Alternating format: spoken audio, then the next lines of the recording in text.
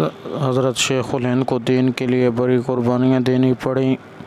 ان کے حالات زندگی میں لکھا ہے کہ جب ان کی وفات حکیم محمد اجمل کی کوٹھی پر ہوئی، غسل دینے والے نے دیکھا کہ ان کی پیٹھ پر زخموں کے بڑے بڑے نشان ہیں۔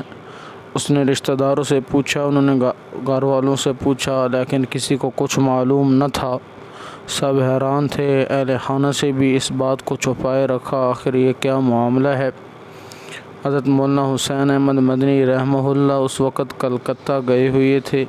ان کو شیخ الہند کی وفات کا پتہ چلا تو وہاں سے جنازے میں شرکت کے لیے آئے۔ ان سے کسی نے پوچھا کہ آپ بتائیے کہ یہ کیا معاملہ ہے؟ حضرت مدنی رحمہ اللہ کی آنکھوں میں آنسو آ گئے، فرمانے لگے یہ ایک راز تھا اور حضرت نے منع فرمایا تھا کہ میری زندگی میں تم کسی کو نہیں بتانا، اس لیے یہ امانت تھی اور میں بتا نہیں سکتا تھا۔ اب تو حضرت وفات پا گئے ہیں، لہٰذا اب تمہیں بتا سکتا ہوں۔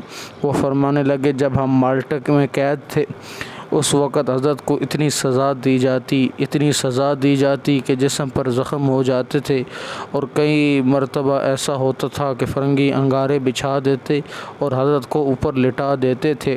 جیل کے حکام کہتے ہیں کہ محمود صرف اتنا کہہ دو کہ میں فرنگیوں کے مخالف نہیں ہوں، آپ کو ہم اتنا کہنے پر چھوڑ دیں گے، مگر حضرت فرماتے کہ نہیں، میں یہ الفاظ نہیں کہہ سکتا۔ وہ ان کو بہت زیادہ تکلیف دیتے تھے۔ حضرت جب اپنی جگہ پر رات کو سونے کے لیے آتے تو سو بھی نہیں سکتے تھے، نیند نہ آنے کی وجہ سے تکلیف اور ادھر سے اذیتیں۔ ہم لوگ حضرت کی حالت دیکھ کر پریشان ہو جاتے۔ ہم نے ایک دن رو کر کہا حضرت آخر امام محمد رحمۃ اللہ علیہ نے کتاب الحیل لکھی ہے، لہٰذا کوئی ایسا ہیلہ ہے کہ آپ ان کی سزا سے بچ جائیں؟ حضرت نے فرمایا نہیں۔ اگلے دن حضرت کو پھر سزا دی گئی۔ جب کئی دن متواتر یہ سزا ملتی رہی تو ایک دن ایک فرنگی کھڑا ہو کر کہنے لگا تجھے ہے کیا؟ تو یہ کیوں نہیں کہنا چاہتا کہ میں فرنگیوں کے مخالف نہیں ہوں؟ اس وقت حضرت نے فرمایا کہ میں اس لیے نہیں کہنا چاہتا کہ میں اللہ کے دفتر سے نام کٹوا کر تمہارے دفتر میں نام نہیں لکھوانا چاہتا۔ حضرت مدنی رحمۃ اللہ علیہ فرماتے ہیں کہ ایک دفعہ حضرت رحمہ اللہ آئے، ہم نے دیکھا کہ آپ کو اذیت ناک سزا دی گئی ہے۔ ہم حضرت کے ساتھ 3-4 شاگرد تھے، ہم نے مل کر عرض کیا حضرت کچھ مہربانی فرمائیے۔